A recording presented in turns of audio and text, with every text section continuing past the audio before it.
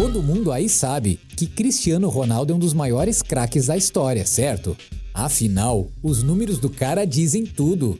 O maior artilheiro da Champions, o maior jogador da história de Portugal, 5 vezes melhor do mundo, e o cara que fez a camisa 7 ser mais cobiçada que a 10.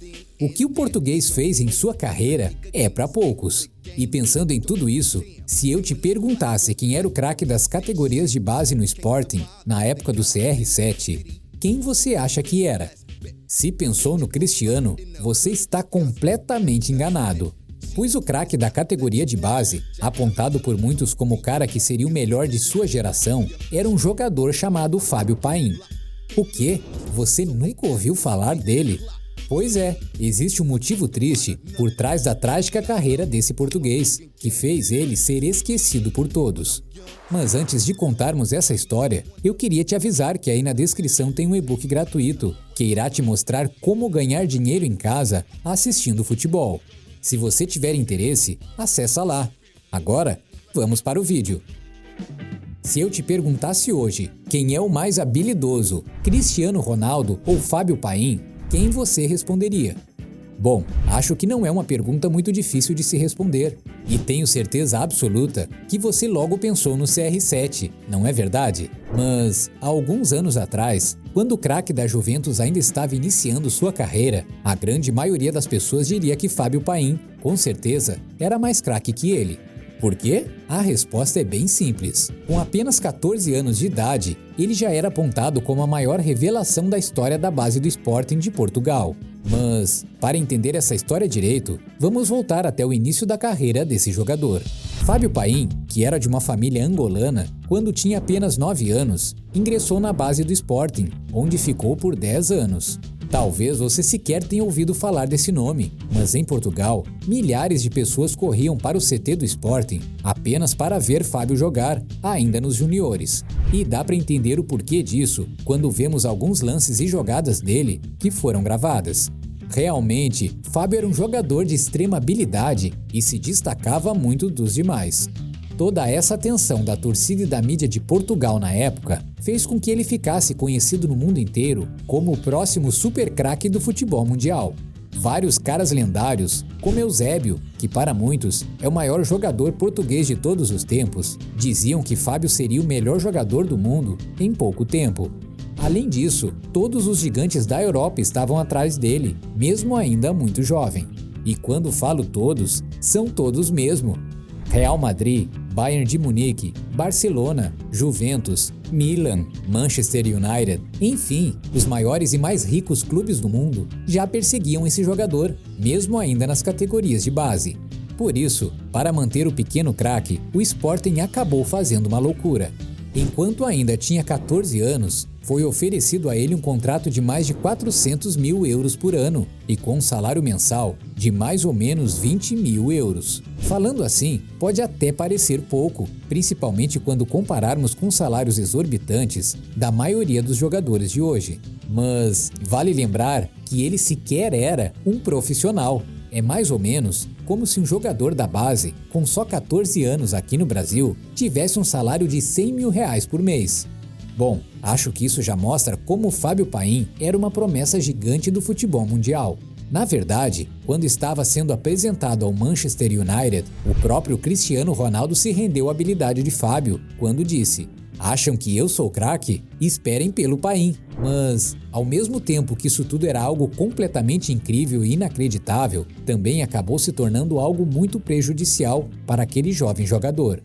Não é difícil encontrar jogadores marrentos por aí, como por exemplo o próprio Cristiano Ronaldo, Balotelli e o grande Zlatan Ibrahimovic. Mas essa arrogância pode acabar se tornando um problema sério quando se torna grande demais e começa a prejudicar o jogador em campo. E foi exatamente isso que aconteceu com o Fábio Paim. Embora ele realmente fosse muito bom e sua habilidade com a bola fosse inegável, ele começou a pensar que era muito superior a todos os outros e, por isso, começou a relaxar nos treinos. Mas, mesmo assim, ele ainda continuava muito bem nas categorias de base e, inclusive, foi convocado para todas as seleções de Portugal de juniores. Porém, foi quando ele se tornou profissional que os problemas de verdade começaram a surgir.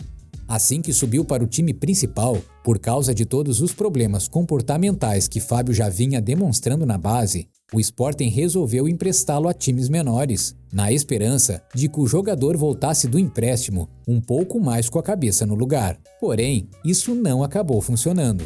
No dia 1º de janeiro de 2007, quando tinha 18 anos, Fábio foi emprestado para um clube pequeno de Portugal chamado Olivais, mas o empréstimo não durou muito tempo e ele ficou lá por apenas 6 meses, não fazendo nenhuma atuação de destaque no período que ficou no clube. Logo que voltou, foi emprestado novamente para um outro time pequeno de Portugal chamado Trofense, onde ficou por só 4 meses.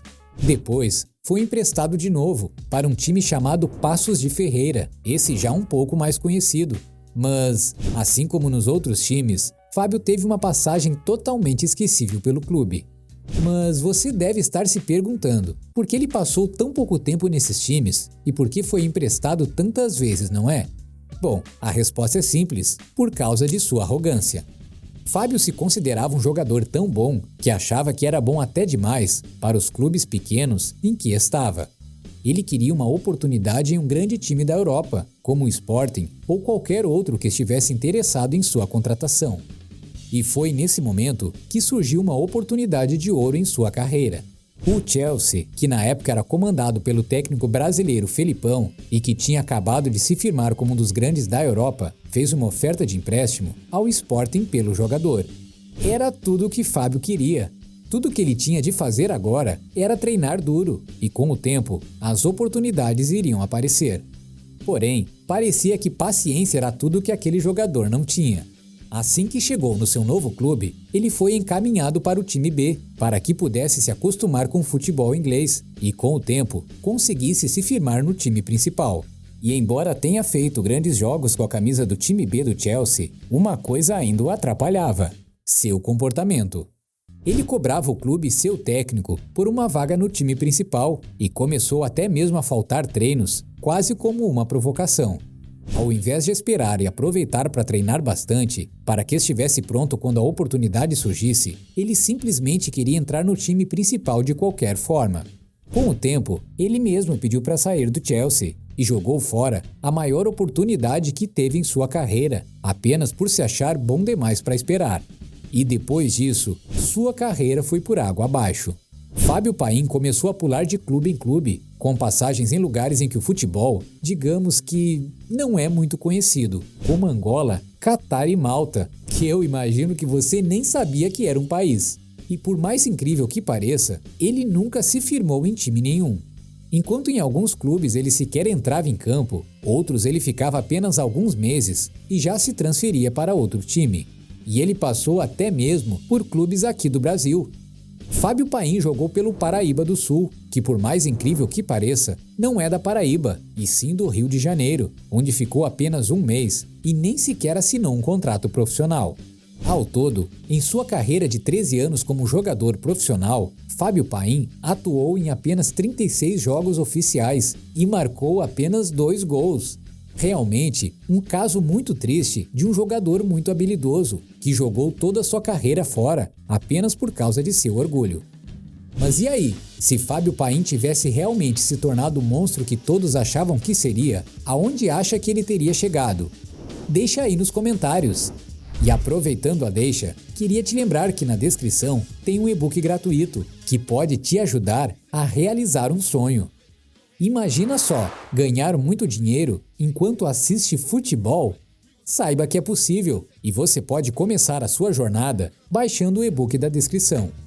Na tela está um outro vídeo curioso. Você conhece a trágica história de como surgiu a famosa cicatriz do Ribéry? Clique no vídeo aí na tela e descubra. Até a próxima, torcedores!